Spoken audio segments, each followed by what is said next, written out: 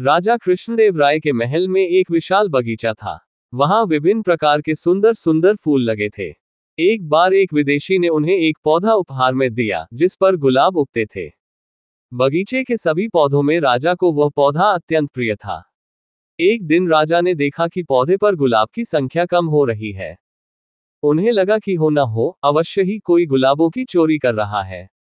उन्होंने पहरेदारों को सतर्क रहने तथा गुलाबों के चोर को पकड़ने का आदेश दिया। अगले दिन पहरेदारों ने चोर को रंगे हाथ पकड़ लिया। वह और कोई नहीं, तेनाली का पुत्र था। उस समय के नियमानुसार किसी भी चोर को जब पकड़ा जाता था तो उसे विजयनगर की सड़कों पर घुमाया जाता था।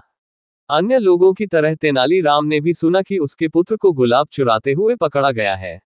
जब तेनालीराम का पुत्र सिपाहियों के साथ घर के पास से गुजर रहा था तो उसकी पत्नी तेनाली से बोली, अपने पुत्र की रक्षा के लिए आप कुछ क्यों नहीं करते?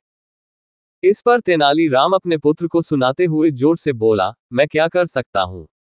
हाँ, यदि वह अपनी तीखी जुबान का प्रयोग करे तो हो सकता है कि स्वयं को बचा सके। तेनालीराम के पुत्र ने जब ये सुना तो वह कुछ समझ नहीं पाया। वह सोचने लगा कि पिताजी की इस बात का आखिर क्या अर्थ हो सकता है। पिताजी ने जरूर उसे ही सुनाने के लिए यह बात इतनी जोर से बोली है। मगर तीखी जुबान के प्रयोग करने का क्या मतलब हो सकता है? यदि वह इसका अर्थ समझ जाए तो वह बच सकता है। कुछ क्षण पश्चात उसे समझ में आ गया कि पिता के कहने का क्या अर्थ है। अपनी तीखी जुबान को प्रयोग करने का अर्थ था कि वह मीठे गुलाबों को किसी को दिखने से पहले ही खा ले।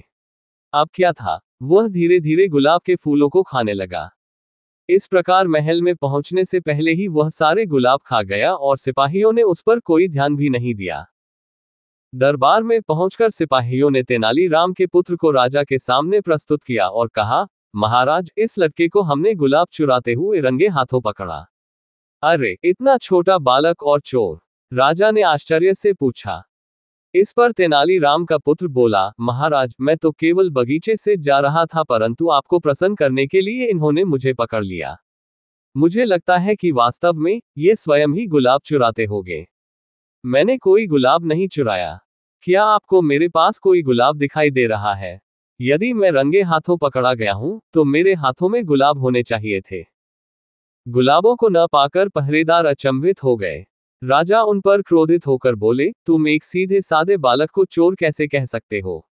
इसे चोर सिद्ध करने के लिए तुम्हारे पास कोई सबूत भी नहीं है। जाओ और भविष्य में बिना सबूत के किसी पर अपराधी होने का आरोप मत लगाना। इस प्रकार तेनालीराम का पुत्र तेनाली की बुद्धिमत्ता से स्वतंत्र हो गया।